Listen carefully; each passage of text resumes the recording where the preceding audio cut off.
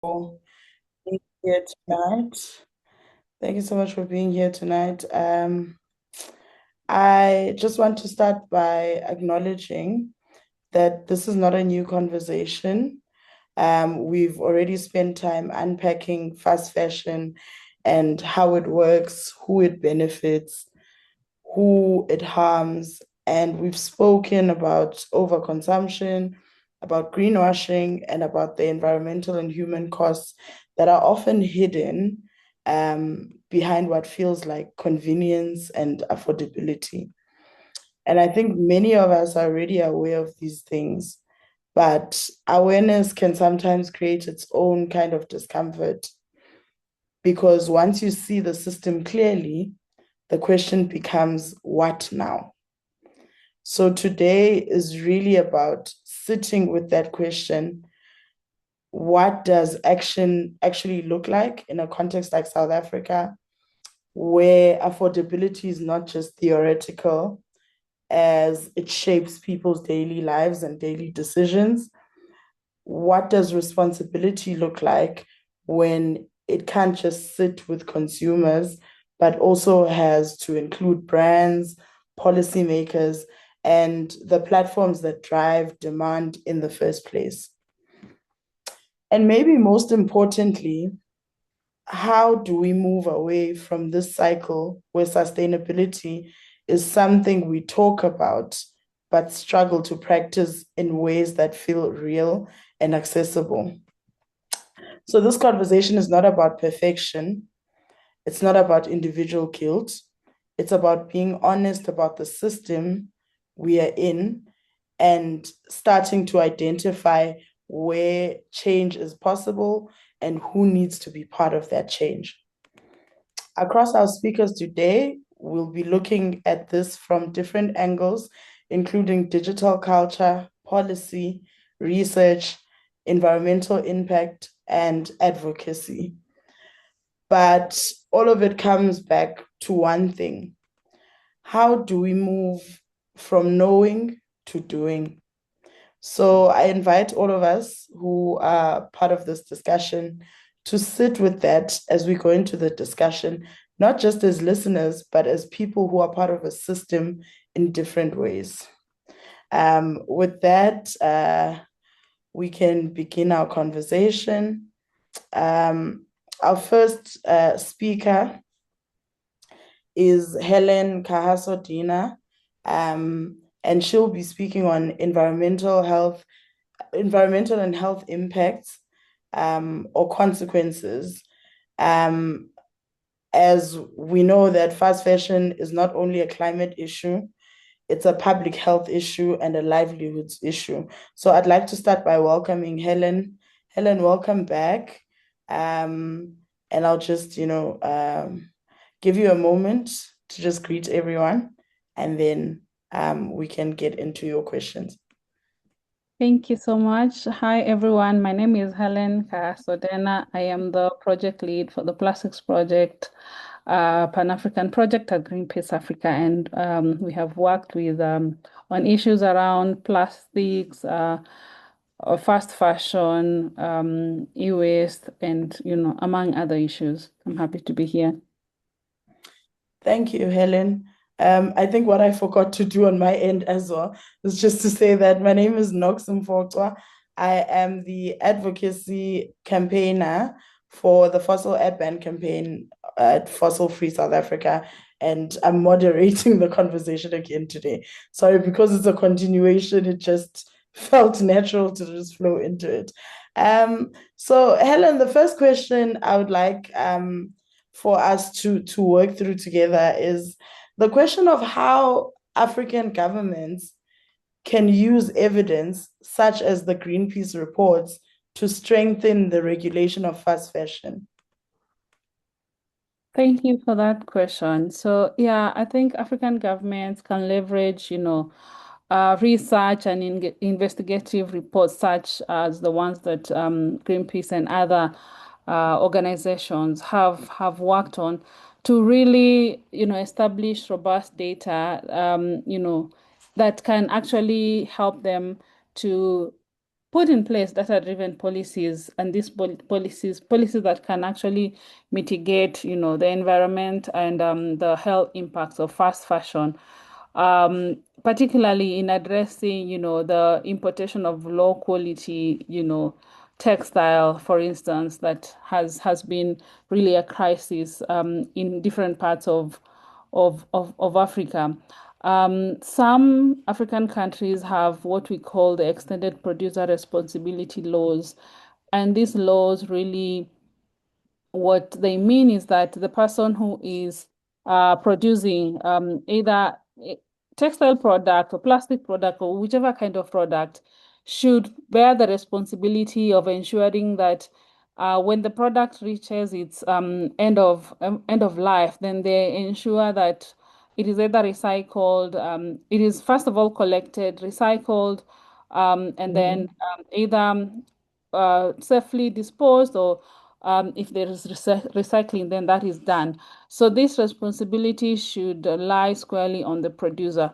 And as much as some African governments do have such laws, there are instances where either these laws just do exist on paper and the implementation has really been, lacking or has been, experiencing some form of challenges. But again, there are others which do not even have such kind of laws. So I think such reports or such research gives evidence to actually strengthen what is already on the ground for the side of the government.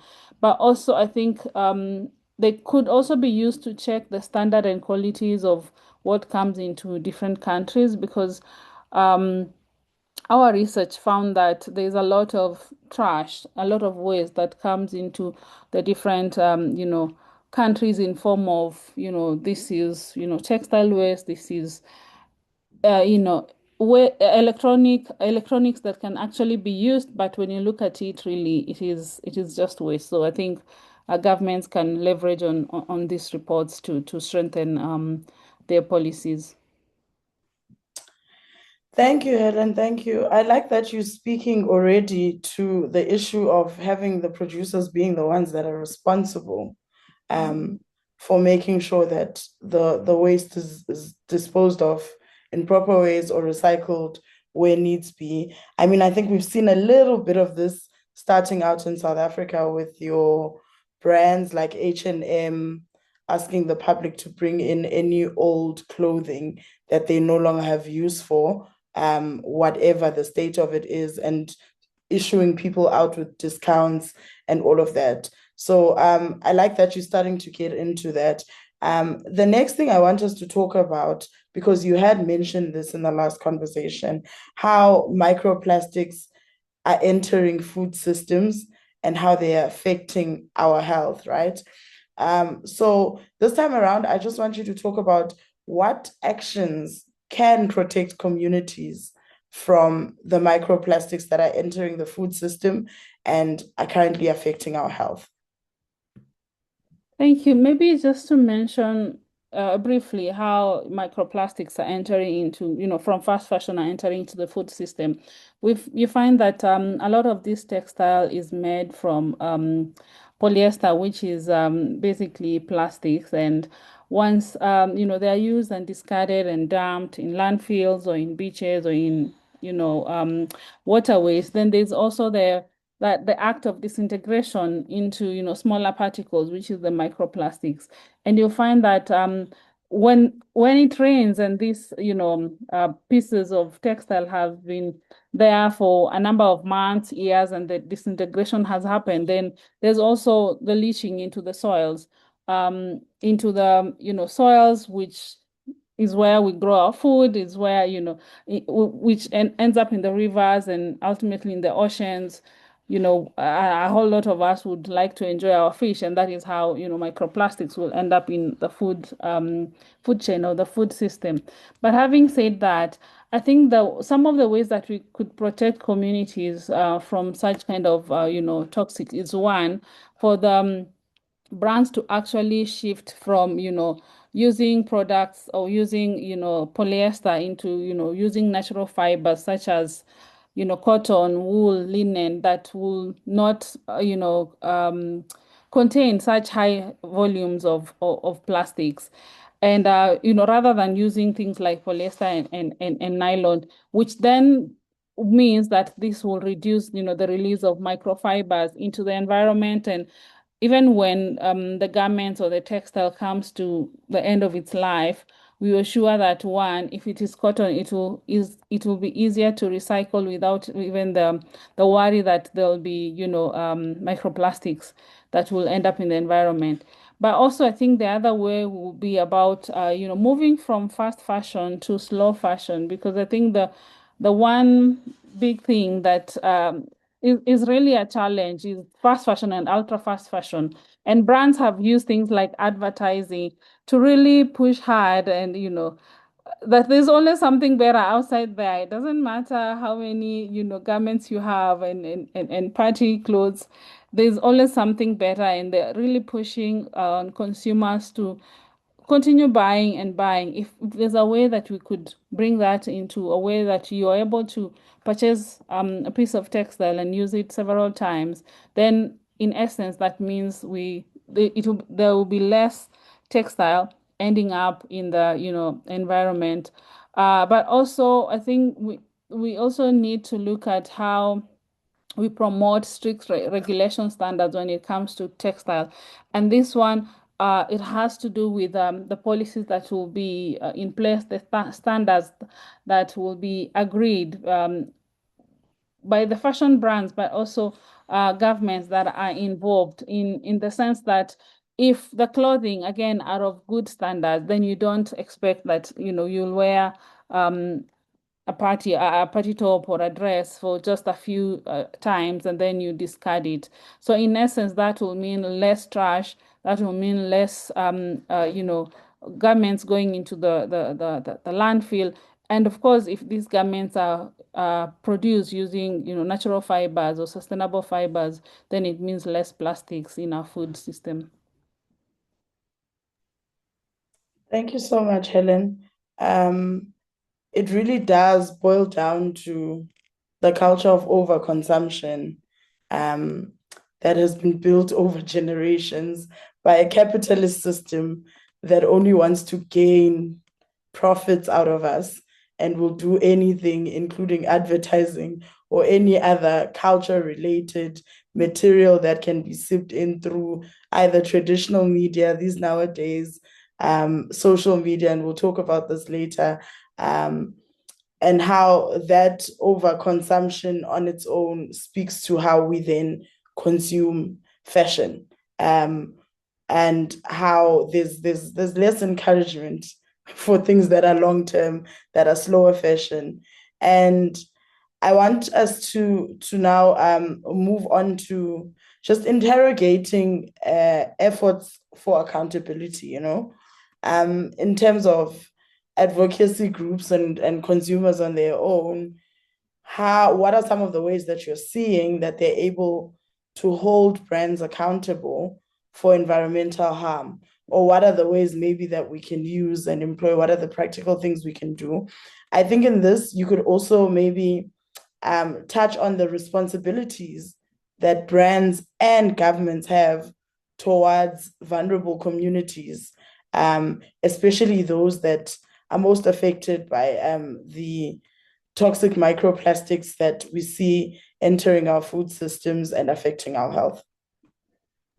Thank you. So, yeah, there's, I mean, different groups or different stakeholders that you have mentioned can play different roles into, just looking at this whole challenge and how we go about it. So there is advocacy group, there's consumers, there's the fast fashion brands and the government. Maybe if I start by advocacy groups, I think one of the things that has really been key is advocacy group needs to continue lobbying for the enforcement of policies such as the extended producer responsibility.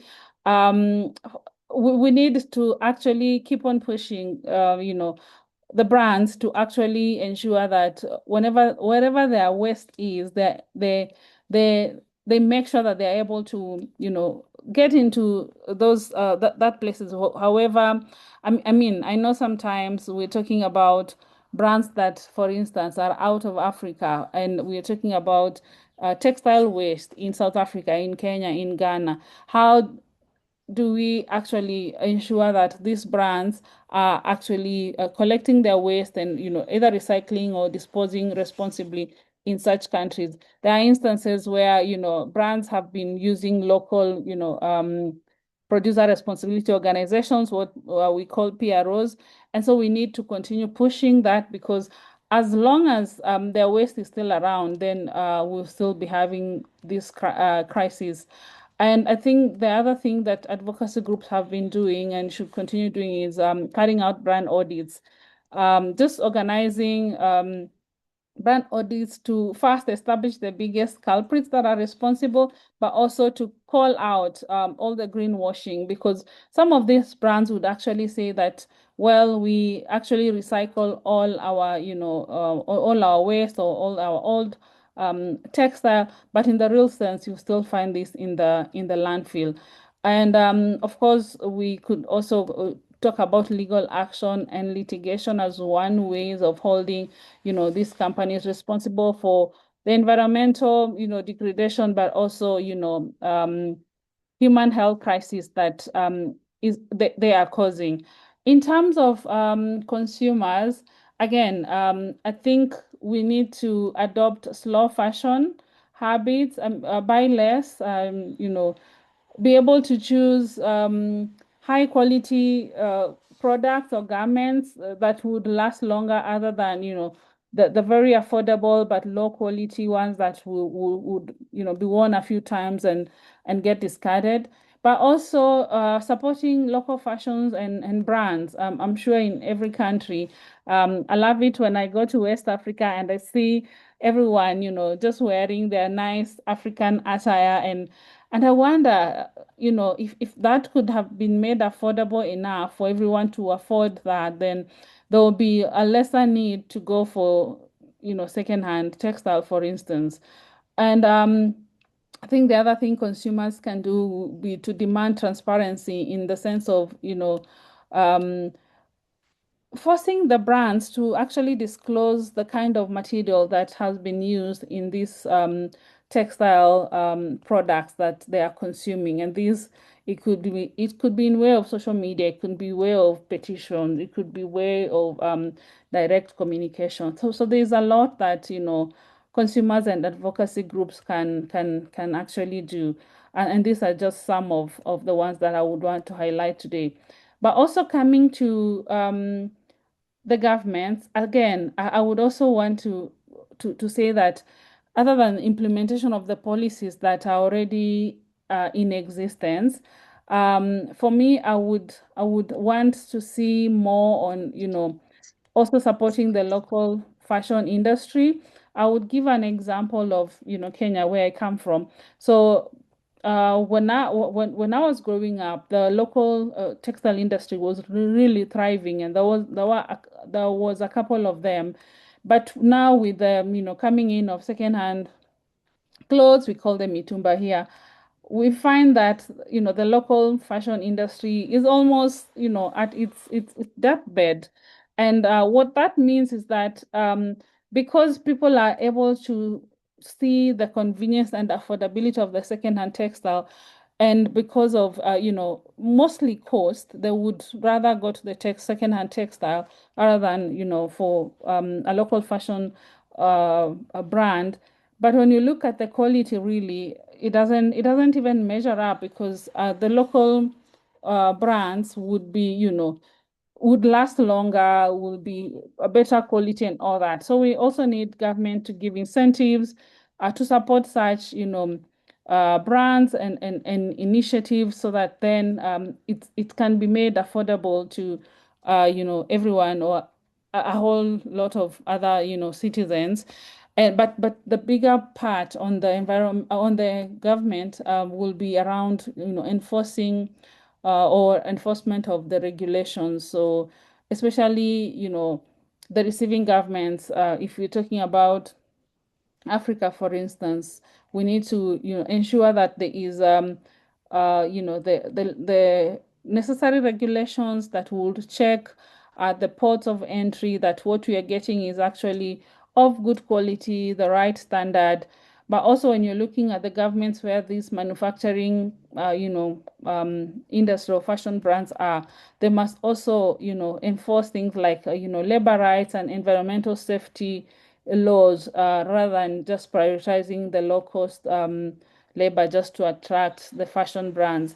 And then lastly, on the brands, I think the brands here would bear the bigger responsibility, because for me, I see them as, the polluters, if I may call them that way. So one, on the EPR, they need to ensure that they are carrying out environmental cleanup.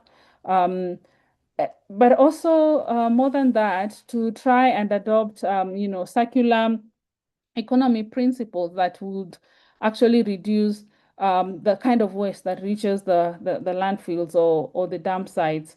For the brands as well, improvement of the standards and the quality of what they're manufacturing. So rather than using very low quality, mostly plastics in their textile, there's need to move to, more sustainable materials for making their clothes.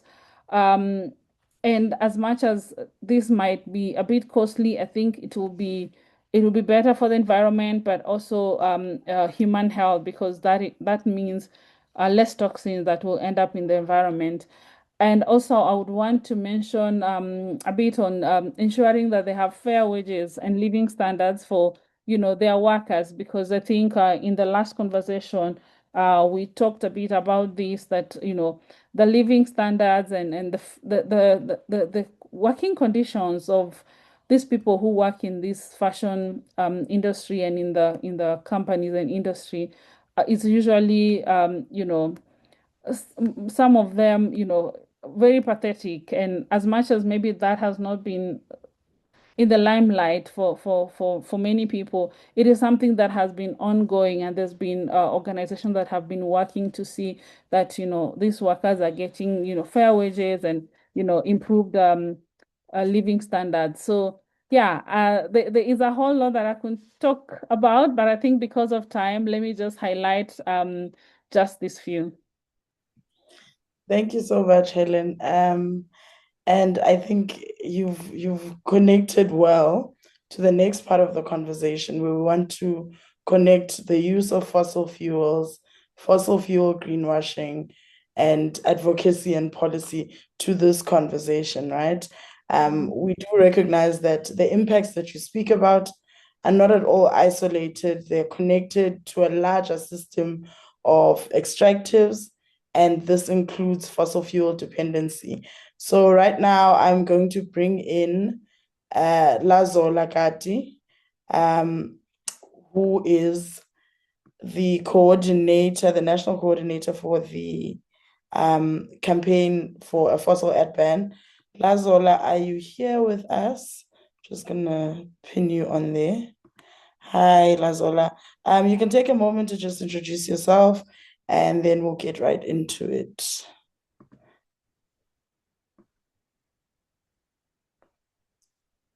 Lazola, can you hear us? All right. Can you see me? Can you hear me? We can see you and hear you. Please I just can okay. say I can hear you something. guys. I don't think you can hear or see me. We can see you. You're not moving, but we can definitely Can you hear me hear better you. now? Yeah, it's a little better. All right, I'm gonna switch off my video. Can you guys hear me better now? Yes, perfectly fine. All right. So unfortunately, you can't see my face, but I can see all of you guys. So my name is Lazo Lakati, and I am the campaign manager for the Fossil Ad Ban campaign. And what we are working towards is for there to be in South Africa and beyond, past fossil ad ban, which is a policy that basically ensures for ethical, clear, policy regulation on advertisements that includes advertisements on fashion.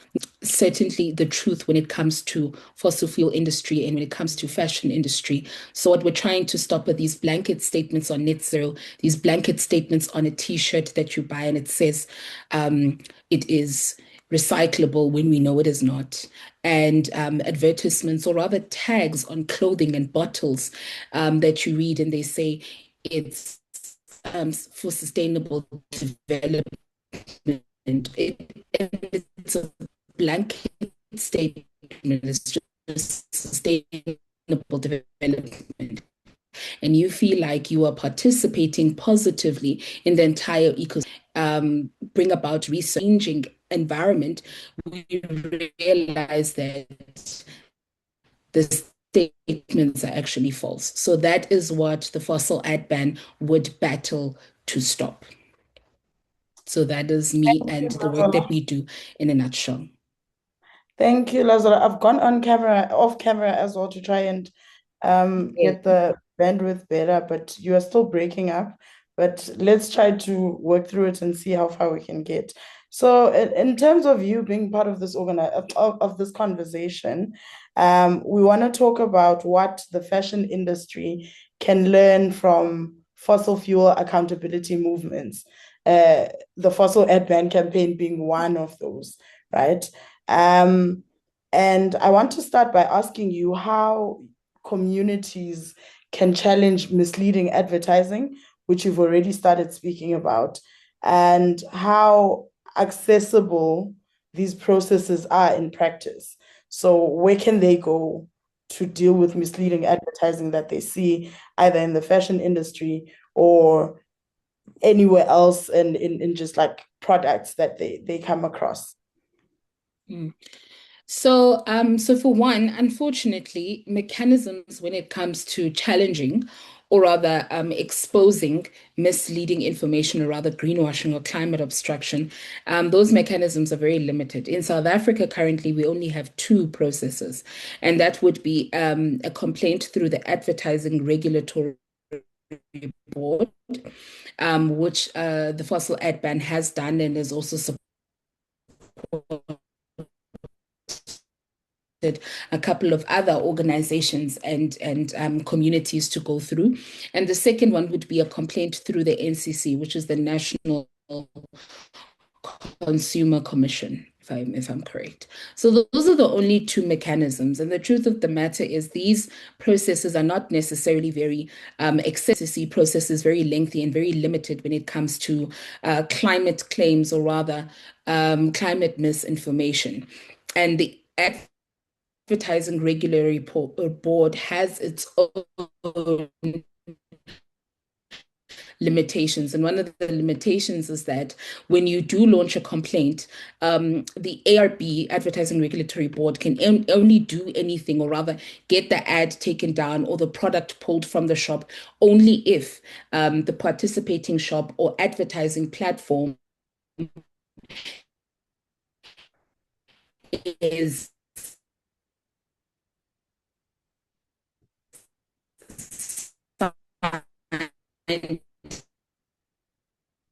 Hi, love.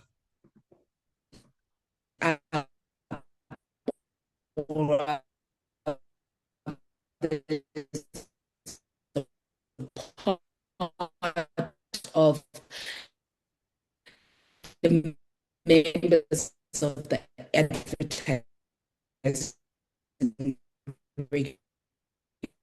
Regulatory Board, which is why part of the work that we're doing at the fossil ad ban is to push for the sustainability green policy, which was announced by the Advertising Regulatory Board.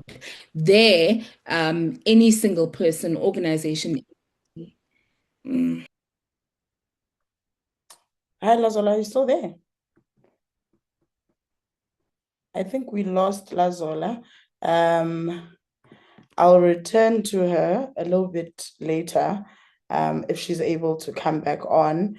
But that part of the conversation really, because it's work that it's stuff that I work on, was really to highlight how there are similarities in the fashion space and the fossil fuel industry in the ways in which advertising becomes misleading and how basically corporations continue to greenwash whatever they're trying to get us to consume.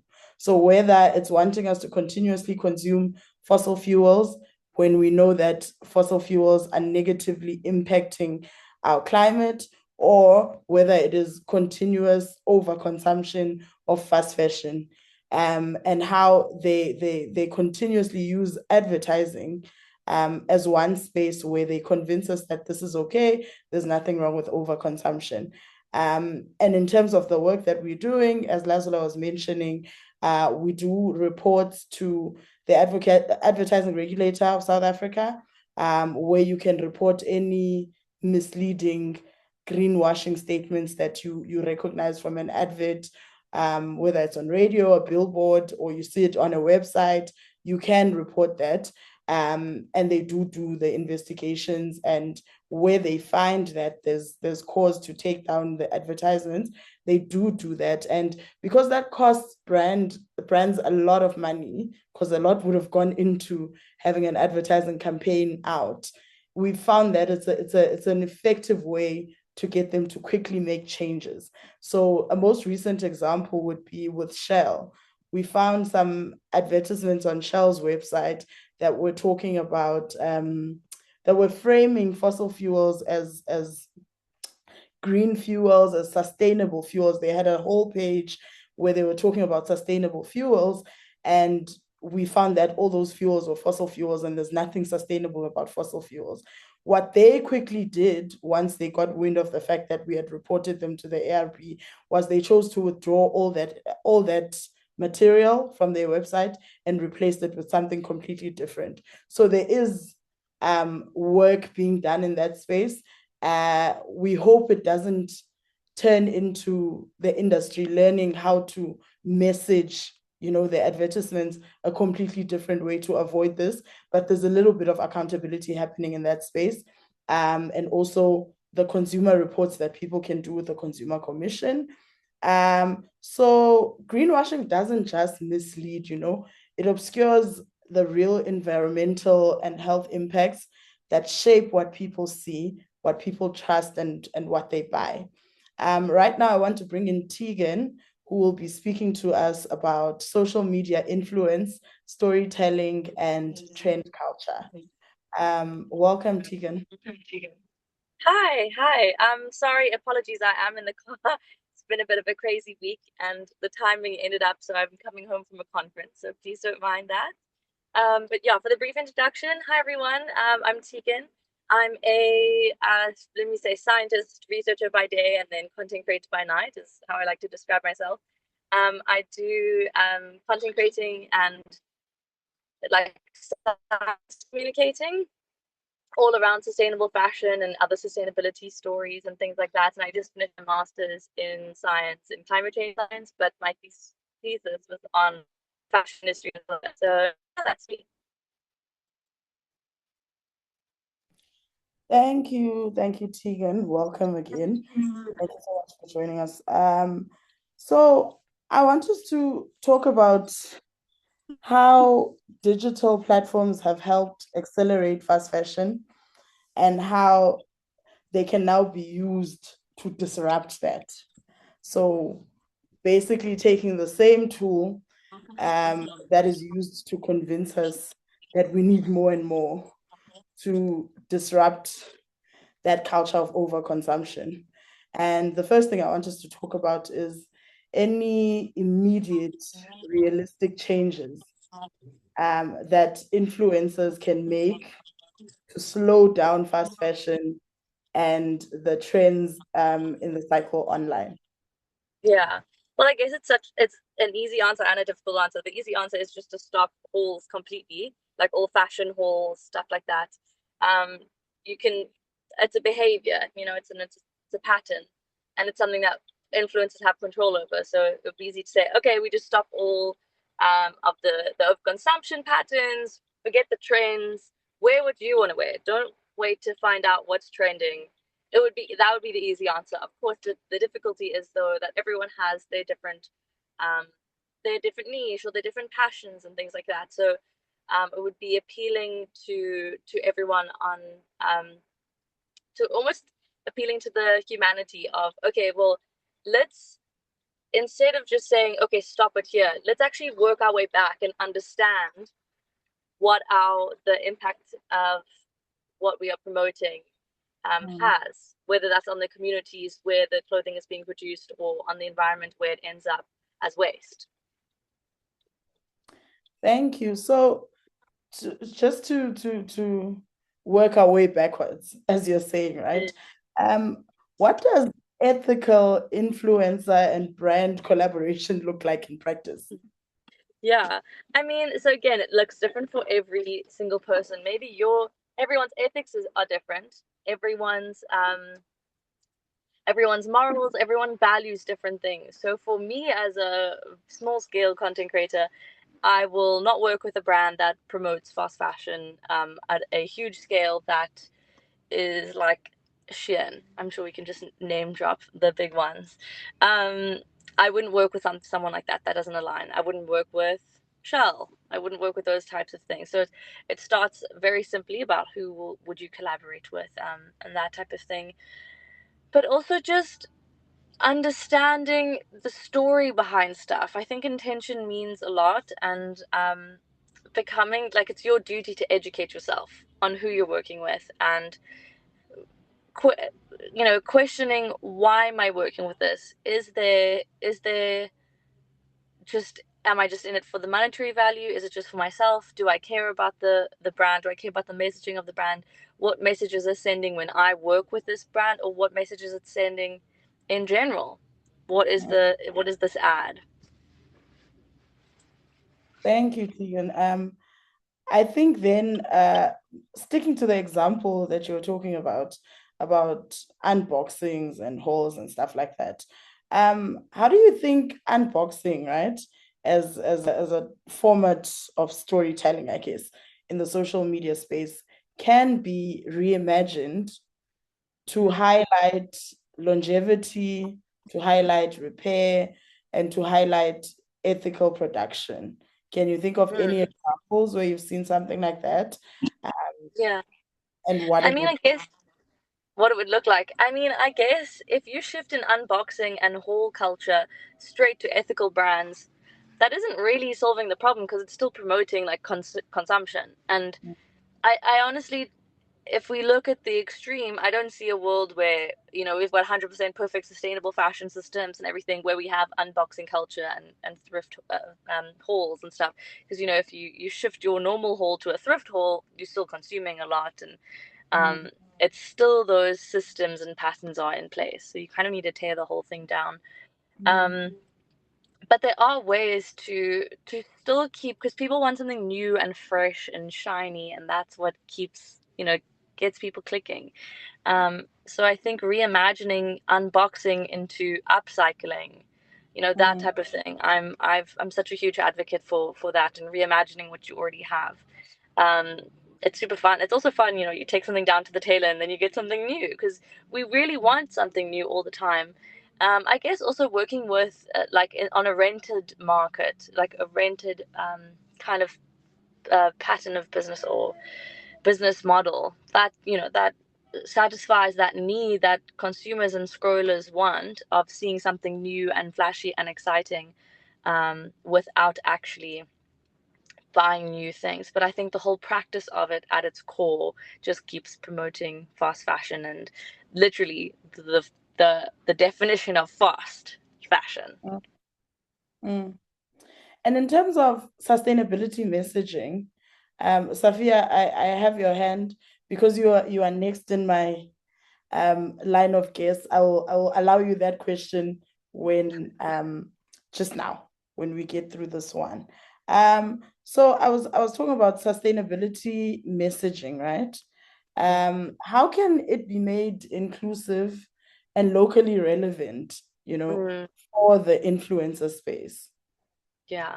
So this is the thing. This is like, I love having this conversation. In my eyes, sustainability has been taken and like almost gentrified and made into this bizarre idea of like it has to be this expensive, ethical um product.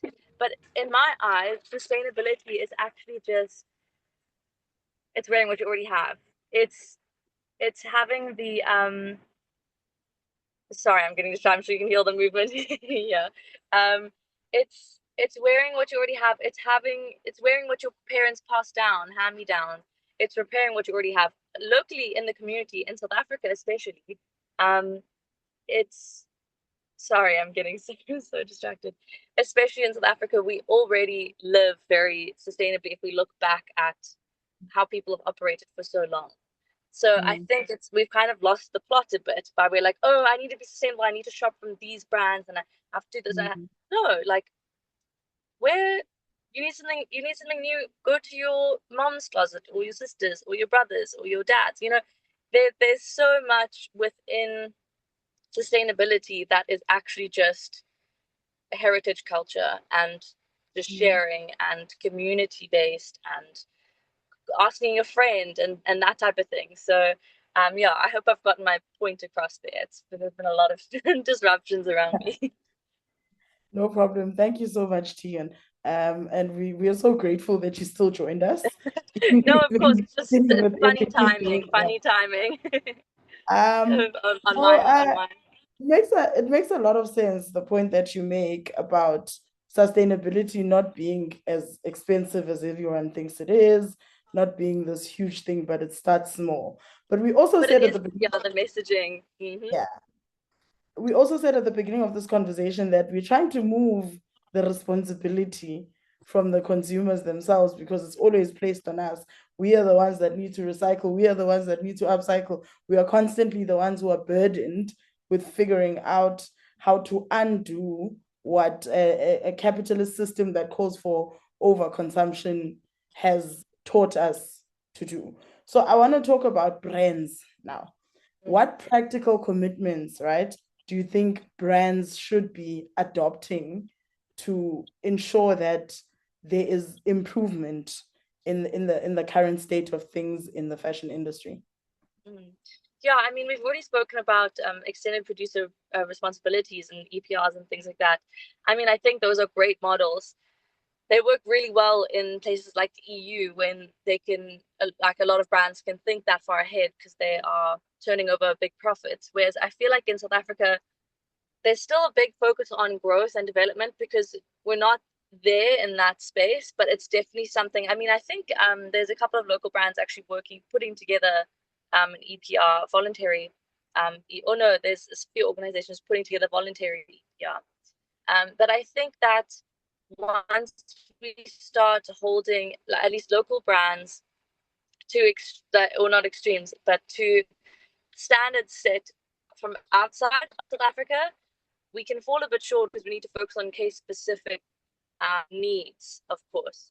So I think the first step is to understand where's the disconnect, whether that's between the brands and consumers, in the messaging, sustainability. Just bridge those gaps. We are still stuck there almost. There's still some so we can all be on the same page within the fashion industry within South Africa. And then we can start saying, okay, here's the stand we need for local brands operating. Of course, there's certain regulations and things that would be great if, there's a lot of, I think you could call it drop shipping, or people are shopping from Shein, brands are you buying from Shein and then reselling that at an upmarket value. That there's a lot of things that are happening that are new, and these are new issues that are coming to the forefront, or new business models that can be looked at. But again, it's all new. There's a lot of education gaps or awareness gaps and connection gaps almost, and understanding what's needed. And I feel like that's the first step for these brands before we can start saying things. But then we have things like the master plan, and I'm sure Sophia will talk to the master plan. We do have some guidance that really speaks to things like social sustainability in South Africa that a lot of people have worked on. And I think once brands can look towards that, it only takes you in a better direction. Thank you, Tegan. I love the idea of that, voluntary policy that we can all then use to hold the brands that we consume. I can see it as a nice advocacy tool at the end of the day, where you work then as consumers and advocacy groups to then try to force these brands to sign on to one and start implementing that. But there's quite a lot also from the policy making space, where there are regulations that need to be in place to stop certain things. And it all works together. I mean, an influencer in a climate that doesn't allow the brands to be able to do those things doesn't have as much power, you're not going to be promoting fast fashion if regulations in the country are not allowing it, and people are not able to consume as much. So it really is about figuring out that gap between the brands and also like regulation from a policy perspective, how we can then, I guess, switch around the entire narrative that we find on our social media spaces and even traditional media spaces. So thank you so much for that. And I think what this shows is that if storytelling shapes our desire, then awareness will shape our choice.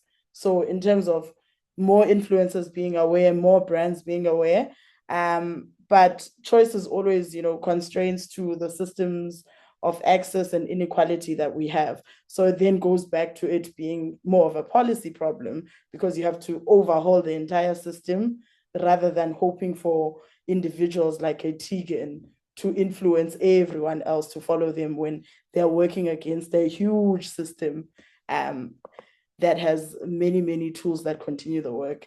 The next speaker I'm going to invite on is Safia Karim.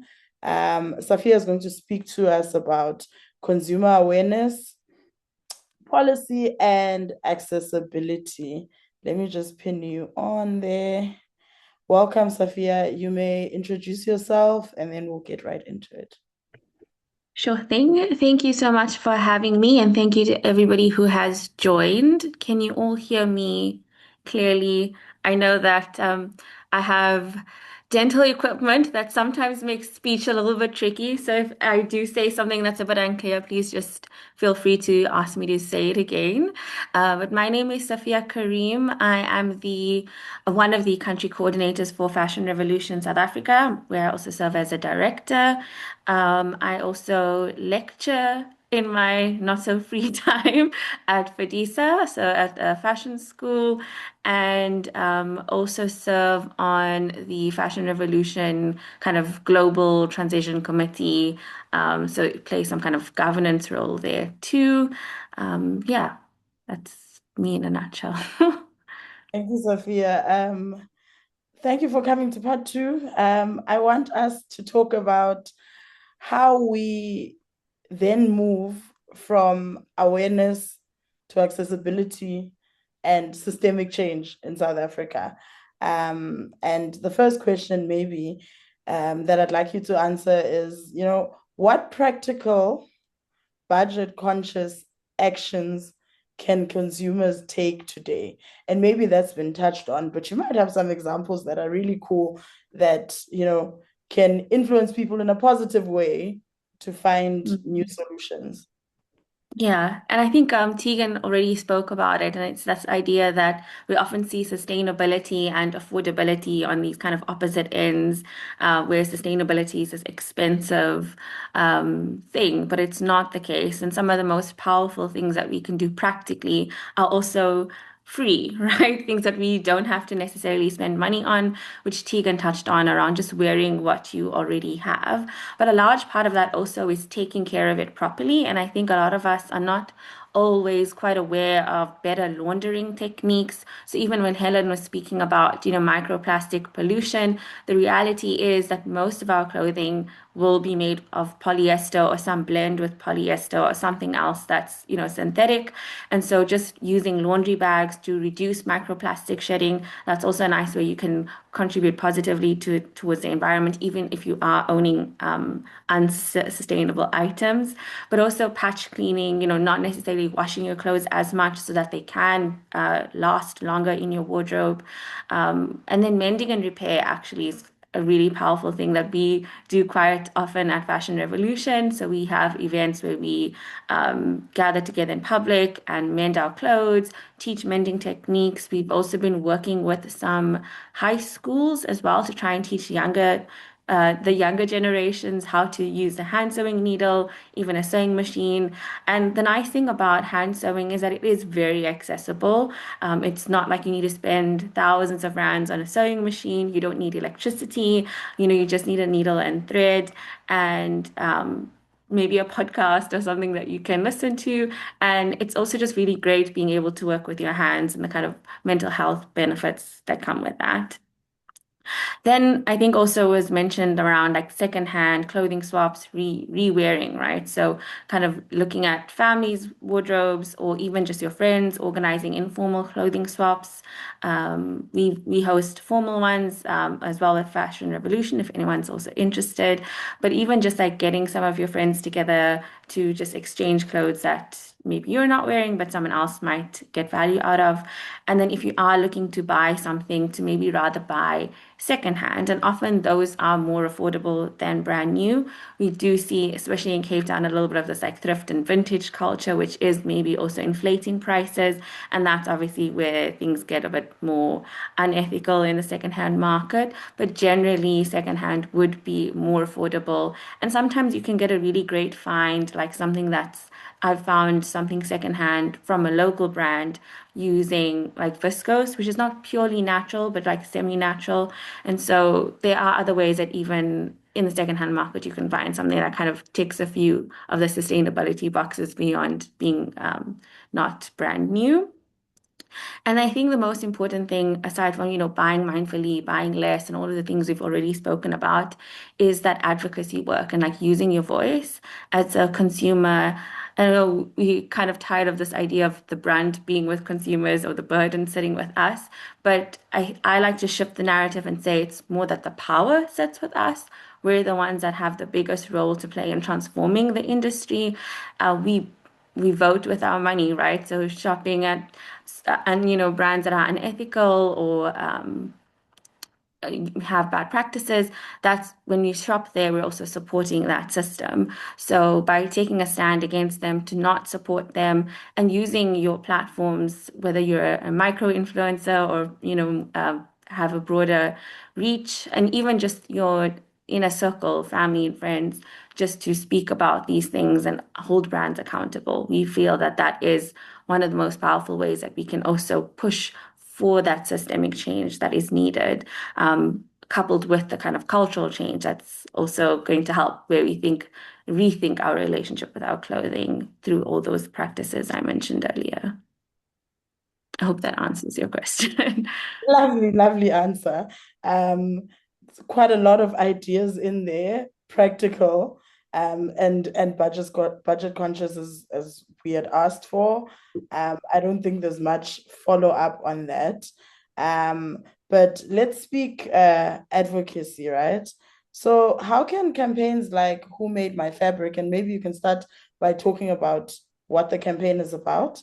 How can those campaigns like that drive long-term behavioral change beyond just the awareness of how bad overconsumption of fast fashion is? Mm. Yeah, I'm glad you've highlighted this campaign because I think it's the one that isn't as popular amongst the Fashion Revolution campaigns. And I'm not going to go into the history of Fashion Revolution since we did cover this in part one. But if there is anybody here who wasn't in part one, they can have a look at our website for a little bit more around our origin story. And really the main campaign that came out of that was Who Made My Clothes, and the idea of bringing those people to the forefront, right? So when we buy our clothing, there's limited information around, where the clothes came from, how they were made, and labor conditions, etc. And so, Who Made My Clothes was one of those campaigns tied in with some of the garment worker diary series that Fashion Revolution did to really center workers' voices in the conversation. And then, Who Made My Fabric was a kind of follow-up campaign that further interrogates fabric composition of our clothing as a second and also another kind of component around sustainability and ethics. So, especially in this context of when we're looking at fossil fuels, we know there's such a big link between the fossil fuel industry and fashion, specifically when we're looking at fabric composition. Um, Sorry, I see there's a so whiteboard. is I'm that not on sure. purpose or no, continue. Let's Zandi, can you assist us with that? Okay. You may continue, Okay. Sophia. Yeah, so as we said, we're at least 60 to 70% of our clothes are made with polyester, right? So that is a direct link there to the fossil fuel industry. I'll speak more later, potentially around other aspects that we see the fossil fuel industry within fashion and kind of that environmental impact there. But what this campaign was really aiming to do was raise that awareness around our clothing and what they're made of, because it's something that we don't really think that much of. And I know I've seen this through the interactions that we've had with everyday consumers in our different activations, where people don't even often know where to find that care label that tells you where something was made and what the fabric composition was. And I think what becomes also quite challenging in the context of South Africa, where we see bigger local production, it will say that it's made in South Africa, but then it doesn't say the fabric, it'll say from imported fabric. So then there's a huge gap there around, okay, but what is this fabric? And that plays a big role in thinking about that end of life conversation, right? Around how can that garment be recycled? Can it be decomposed? Those kinds of things. Because obviously, if it's all polyester, it's just going to be sitting in landfill for many, many, many years. But if it has some natural fiber in it, can that be, taken out and reused and then decomposed?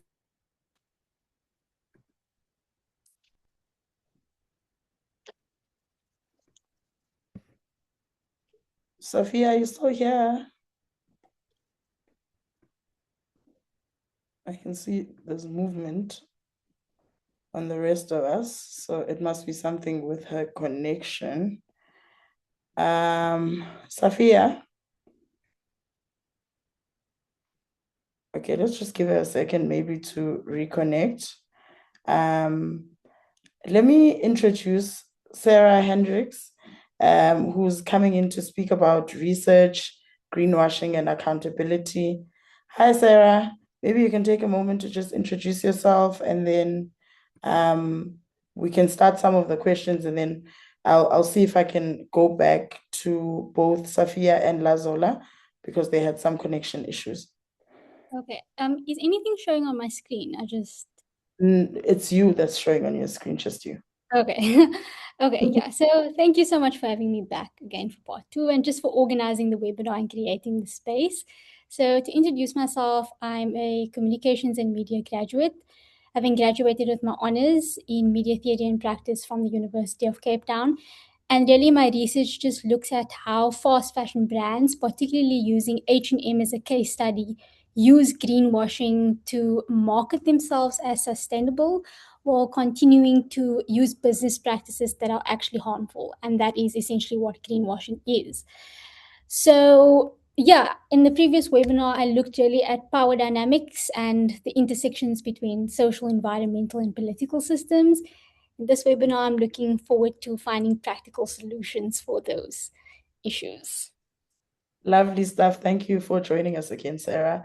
Let's get right into it, We want to talk about how we can equip consumers to have the requisite tools to be able to identify and act against greenwashing in the fashion industry. And something that we spoke about where Lazola was concerned was the Consumer Commission of South Africa. We also spoke about the advertising regulator. The one thing I want to ask you about is how or what are the practical steps that consumers can take to report greenwashing under South Africa's Consumer Protection Act? Yeah, so it's a big question. And, once a consumer spots greenwashing, that in itself is a practical step. So the first thing to do when you spot greenwashing is to pause and critically evaluate the claim at hand. And this can be done through a few simple checks, such as, is the language vague? Are they just using terms like eco-friendly, conscious, green blindly without any clear evidence backing this? Is the brand, for example, highlighting one positive aspect while ignoring other larger harmful practices? Is the brand just using environmental imagery while ignoring actual environmental impact? And essentially, in the previous webinar, I split this into executional greenwashing, which is sort of visual elements, and then greenwashing claims, or the seven sins of greenwashing, which is textual elements. So that's just a nice, simple way of checking or critically evaluating the claim.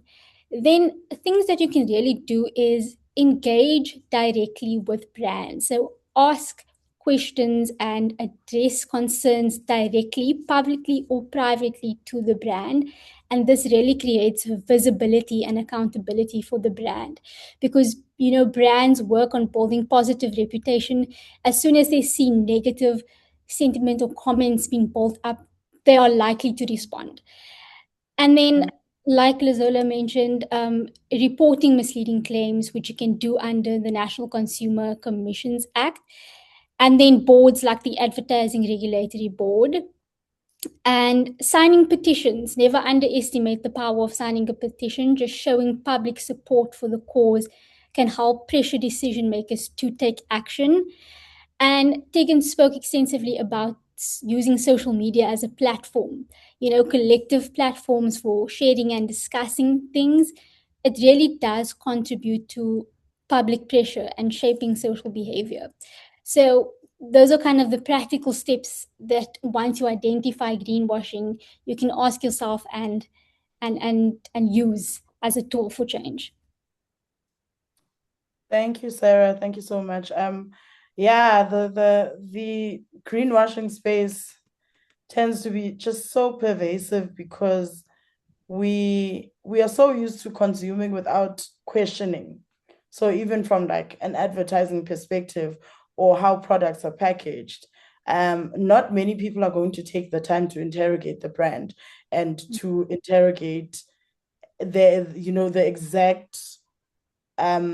exact markers that you need to see to make sure that this is truly as sustainable as everyone says it is. And I think Safia is back, so I want to just give her a chance to finish up on the Who Made My Fabric campaign, because I think it ties to this factor. She was speaking about labels and how those just don't give us enough information. It ties to the greenwashing. And I'd like for you, Safia, as you come back, to also speak to possible policy interventions that would effectively support sustainable fashion locally. And then I will come back to you, Sarah, once we've dealt with those. Thank you. Thanks so much, and sorry about that. Like, your Wi-Fi is fine the whole day, and then suddenly when you're in an important call, it goes down. But I just wanted just to wrap up the Who Made My Fabric conversation and campaign, was also just to recognize that there are more people in the supply chain. And so even with the labeling, it might tell you where that end product took place, and even that is still questionable around how much of it is made in that country. But still, when it comes to fabric, we're not made aware of, like, brands don't have to disclose where the fabric comes from and where it was made. And that again has a huge social implication if you're thinking about the fact that 20% of the world's cotton supply comes from slave labor, right? And if we don't know that it's coming from that region, we wouldn't necessarily know that it was made in that way. And so the Who Made My Fabric campaign was to try and shed light on on that. And I think it's still kind of a growing campaign, so it's kind of takes time to see how that's kind of creating impact. But I think we are seeing a little bit in that from this, of course, is to start having more of those conversations, to interrogate our labels and think more consciously about our clothing, and not just where it was made, but also the fabric. Of course, we're wanting to support local. So if you see that it was made in South Africa, that's always a much, better thing to look out for. But again, because brands are not saying the fabric where it was made, then there's more questions we need to start asking. In terms of policy regulations, I mean, I think Tegan kind of pushed me into the corner to speak about the textile master plan. And it's one of the few kind of regulations that we're seeing in the fashion industry to really drive local production. And it has been successful in that way. But obviously, because the master plan comes with some incentives for brands and retailers, if they sign on to it, they get some funding. If they are meeting these targets, of course, they also get more stable supply chains, and having local production, at least strategically from a government perspective, is to drive more employment within the industry. As we saw, it declined after trade liberalization in the 90s. And so really what's important to recognize is that this master plan or piece of legislation is more just about local production, and not even saying 100%. It says about 65% of your production must be made locally in South Africa, which we know, again, does not necessarily mean the entire garment was constructed and made here.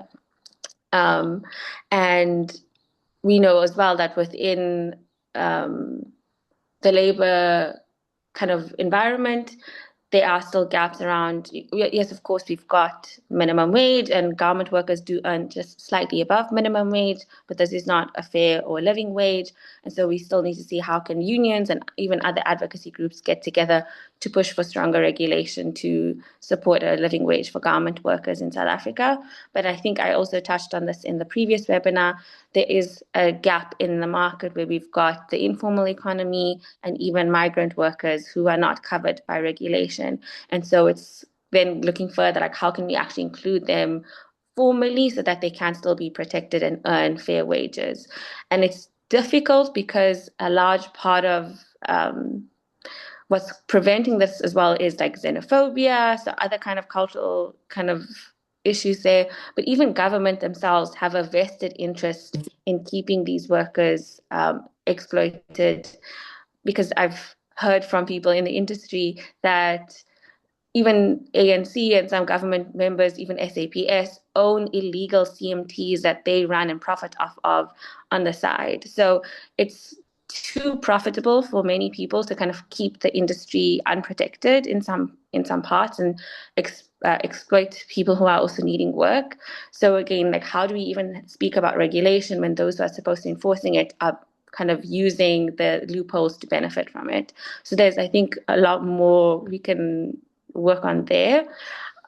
But I think like with extended producer responsibility, that's another part of the conversation where we can maybe see some policy work there. I've kind of been speaking to some people around the idea of a fashion pact. So similar how there's a plastic pact in South Africa, how can we also get brands, similar to what I think Tegan was alluding to, some voluntary commitment from brands and retailers, because the textile master plan doesn't speak to that sustainability component. It doesn't speak about fabrics. It doesn't even speak about energy, which I think is a huge part of this conversation that's also forgotten about, right? When we speak about the just transition, what does that also look like in fashion? And I think that's also one of the things we were calling for in our What Fuels Fashion report last year, to invest in renewable energies and fund the just transition. Even if we're making things locally, if we're still using fossil fuels to power our CMTs, how much better is that for the environment? Yes, we've reduced the carbon footprint, but we're still, using fossil fuels. And especially now with what we're seeing globally around fossil fuels and price hikes, geopolitics affecting, accessibility. By being dependent on fossil fuels, the fashion industry is also, going to face further issues when these conflicts and tensions exacerbate, or if they do exacerbate, hopefully not. But it's still early stages, so we haven't seen the price impacts just yet. But I've seen some articles that are looking into it and trying to understand what will be that impact, and especially in some of these garment-producing countries like Bangladesh and Asia that are also dependent on imported fuel, right? So there's also that tension there. And how can we start to think around supporting the just transition from that perspective of also having a more stable fashion industry that's not going to be dependent on these geopolitical tensions, and then also contribute towards a better environmental impact. So there's a lot more that I can say, but I'll try and pause it there for the sake of time.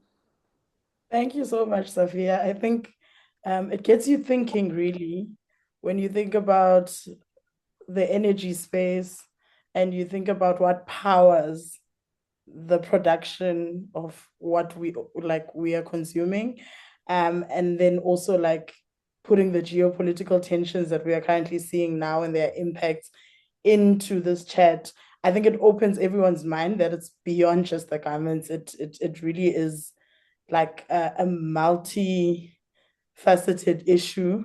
There's a lot to think about and consider, and I like that you got into that because it helps us also like frame it beyond just what we thought this conversation today was about. For me, that's like a great takeaway to just think of it from the perspective of at a geopolitical level and with our energy system and our dependence on fossil fuels. What does this say in this specific space? But yeah, thank you so much for that.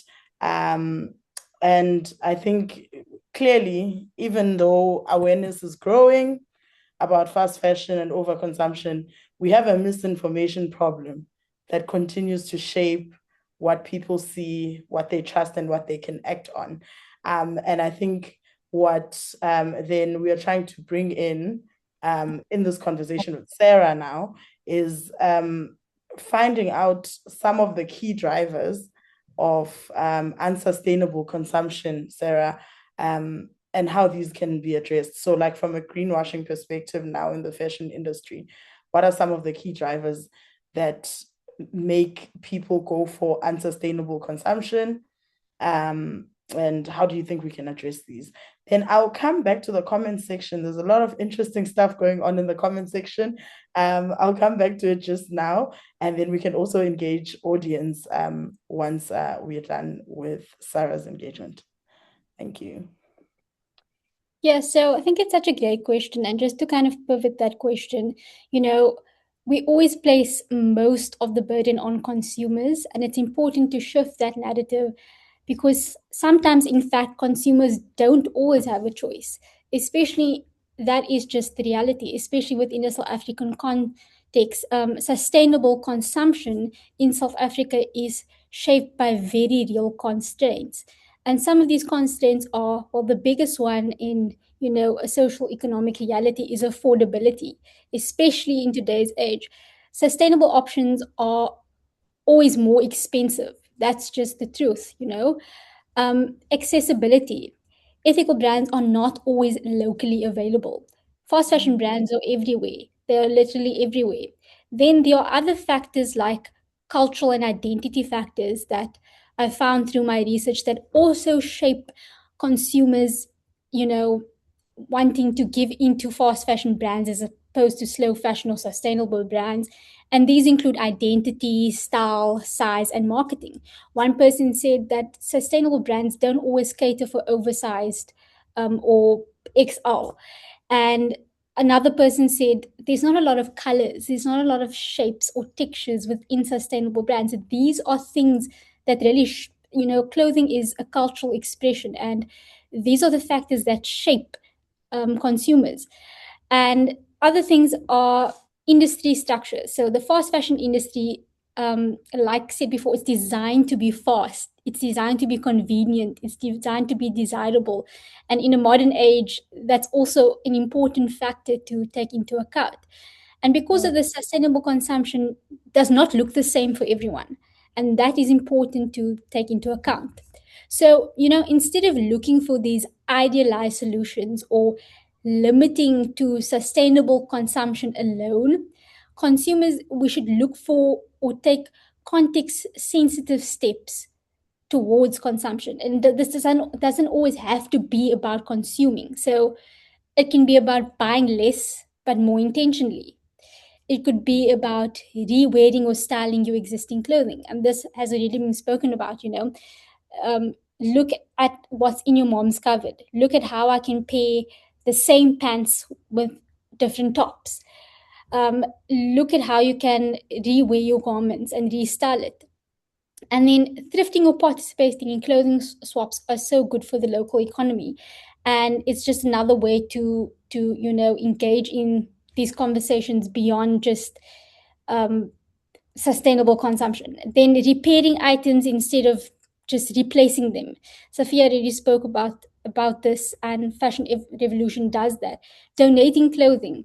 These are all different ways that you can engage in the system without necessarily having to limit yourself to sustainable consumption.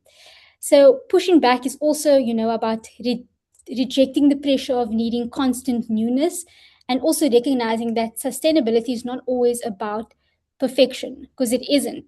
It's a corrupt system, and there are so many different factors shaping it. And as much as people in South African context especially want to engage in sustainable consumption, the reality is, the harsh reality and the reality that people don't always want to hear is that is just not simply the case. It's not always black and white. So we have a pivotal role to play and in being mindful of our choices as consumers. But that collective action is very important. And I think that would jump nicely into the next question. Well, you've kind of answered it, but the next question would have been about how we can share the responsibility across, the three tiers, I guess, which is your consumers, your brands, and then also like regulators, policymakers. But I think you can also then segue into talking about what targeted policies then are needed to effectively address greenwashing. Yeah. So just to kind of give this a blanket term, the individualization of responsibility is a key concept that I looked at within my research, that consumers alone are responsible for fixing this corrupt system, when in fact, this actually obscures the entire structural or systematic structure in itself. For example, here's two examples that I would provide. Placing the burden of reducing carbon emissions on personal recycling habits alone, rather than addressing large-scale industrial pollution, which is one of the biggest contributors of pollution today. But we say recycle more. That's an example of placing the burden of responsibility on individuals. Another thing which I've just addressed now is framing poverty and unemployment as failure or lack of effort. But in fact, this is a real societal economic consequence, and it's a structural barrier. So the system is just so big. So yeah, to move on to what policy changes are needed to better regulate greenwashing. Clearer definitions are needed, sustainable, eco-friendly, conscious. These terms are used so blindly by countries in the global north, which are actually the ones who made these concepts. But what do these concepts actually mean? There's a huge power dynamic between the global north and the global south. But most of the clothing waste from the global north is being dumped in the global south, and they still call themselves sustainable. There is that definition barrier. Then mandatory transparency. So brands should really be providing verifiable evidence for environmental claims before they even launch as a brand. Then more standardized labeling systems are also important, and it makes it easier for consumers to compare products. Quick and easy labels are needed. And lastly, stronger enforcement is also needed for regulations. So that is kind of what I have from my end. And ultimately, policy change can really be strengthened through public demand. And therefore, we all have a role to play in the system, from consumers, from producers to policymakers, but that role should not be in isolation. We should be working together to change the system. Yeah. Thank you so much, Sarah. always great insights, and there's a lot of sound bites in that one that we will be using definitely on our socials. What you said about not always chasing newness and how important that is in the grand scheme of trying to change behaviors. And as we've all been saying, the overburdening of the consumer, always with the burden of sustainability, certainly just sits on us. But I want to quickly go to the comments because I saw some interesting comments in the comment section, and then I'll open for the next 5 minutes just for any comments that are coming from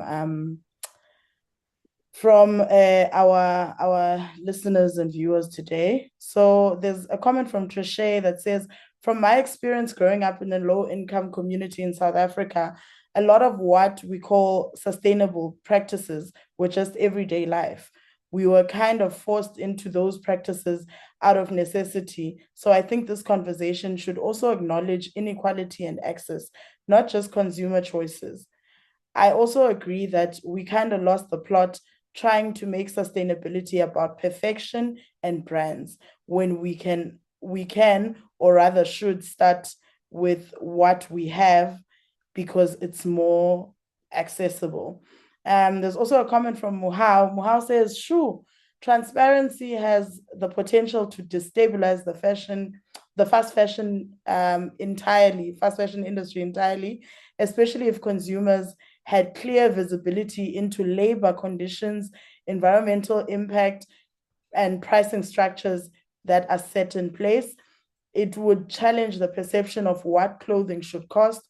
From where I stand, the system depends on a level of invisibility to function. Making those realities visible is not just an ethical move, but a structural one. Easier said than done, though. This is very layered. Great conversation, guys.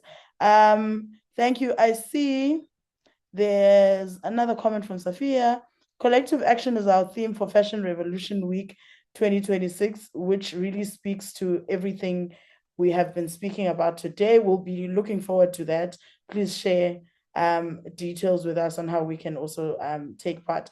I just want to see, are there any comments or questions coming directly from the audience that we can squeeze in the little time that we have left? Zandi, can you help me spot any hands if there are any? Okay, Safia has something to say. I think you can tie that. Oh, yes, there's somebody. Yes? No, I was noting, I'm saying that Safia, I can see her hand. Yeah.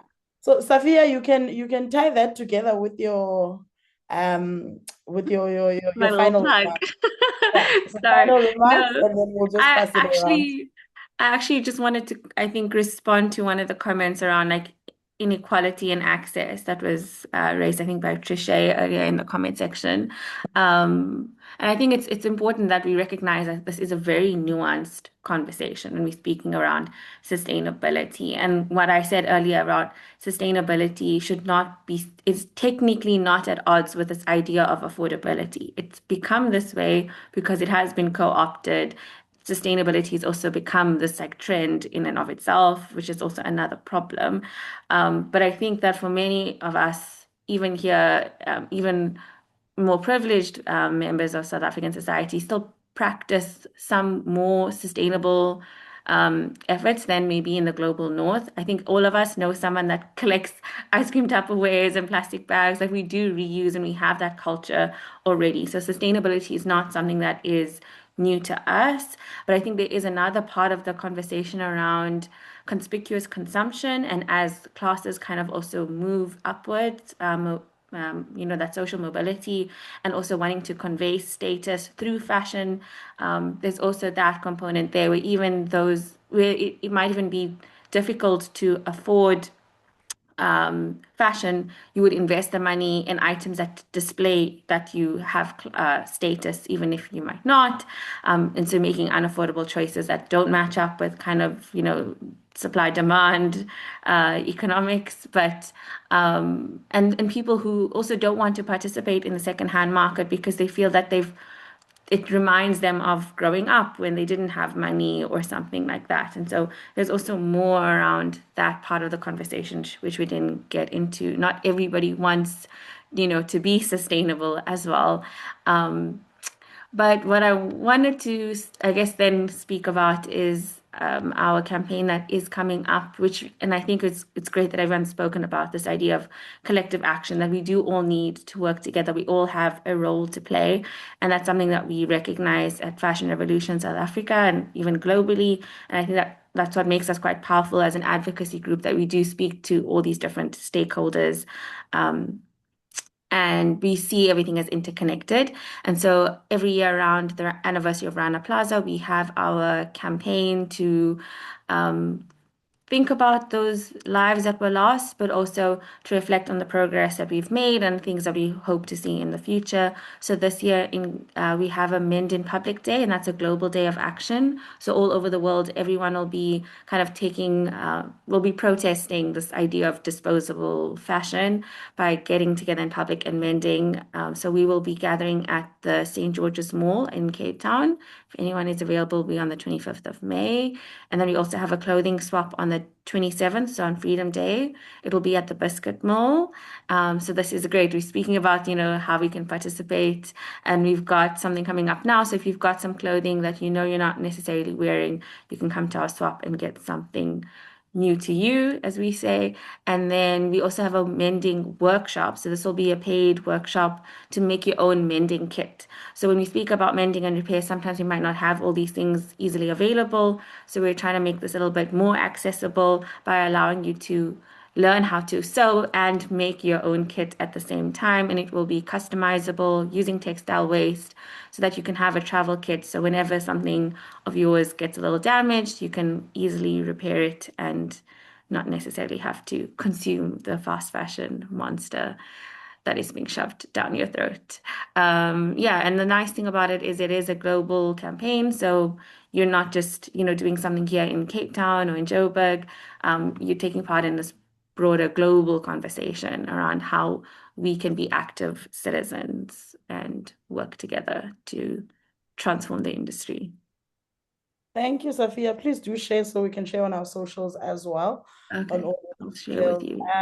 I thought I was going to jump to Lazola because she had connection issues, but she's now off again. So let's go Helen, Tegan, then Sarah, and then we'll close it off. Thank you. Thank you, everyone. For me, the one thing that I would want to leave this webinar is that as consumers, we have the power to hold these, big brands accountable, for them to ensure that they're making better quality fashion that is sustainable for the environment, but also for human health. So as much as it's collective action, let's use our power as consumers, me being one of them, to ensure that we are holding all the fashion brands accountable. Thank you. Back to you. Thank you, Tegan. Sorry, I might have missed. Are we just sharing our last remarks and encouragement? Yes, ma'am. Okay, great. I just want to say I guess the thing that I've really appreciated from today and that really stands out for me is reframing what sustainability is and focusing it around access and looking towards the inequalities and as we've spoken about, sustainability is already it's second nature to South Africans, but also to humans, and sharing and bringing it back down onto the ground and taking it away from this big gentrified concept and making it more tangible and more real and talking about what it really is. So that's really stood out to me, and I'm really glad that we're having these conversations. And I think Sophia just said we need a part 3. It's so true. We could all keep talking for ages. It's such a good conversation. Agreed. So we'll work on part 3 clearly. Sarah, final remarks. Yeah, I just want to leave with one quick point. I think we've all been mentioning kind of the same things, but just that, sustainable consumption in itself may be limiting in a South African context, but that sustainable idea of consuming isn't always the only choice. There are tons of other things that you can engage in. that is sustainable and that is working towards changing the system. So don't limit yourself to thinking you need to engage in buying slow fashion brands alone, because that typically is expensive, but just looking at alternative ways of engaging in sustainability or reframing the fast fashion industry conversation, and even engaging in a webinar like this is a step to educating yourself and to changing the overall corrupt system. Yeah. 100%. Thank you so much, Sarah. I want to say thank you to all our speakers for such a thoughtful and honest conversation.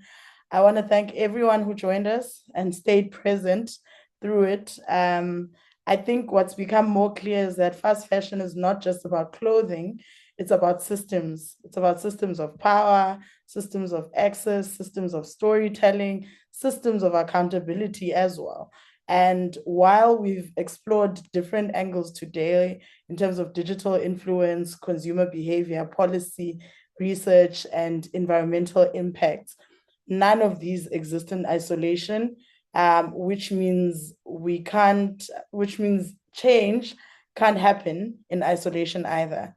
But I also want to acknowledge something honestly.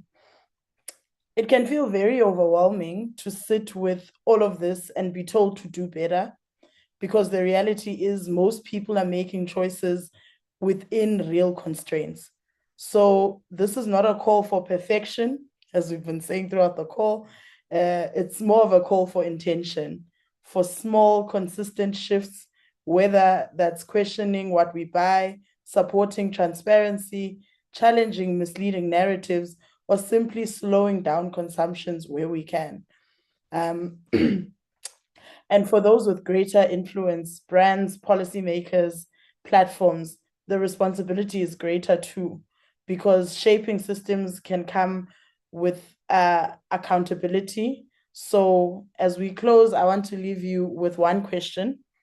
And that question is, what is one shift within your own reality that you're willing to make after our conversation today? Not everything, just one thing that you can commit to, because change doesn't start when a system is perfect. It starts when we begin to move differently within it. Thank you so much. Have a good evening, everyone. Thank you for having us. Thank you. Thank you. You. Thanks, everyone. Thank you.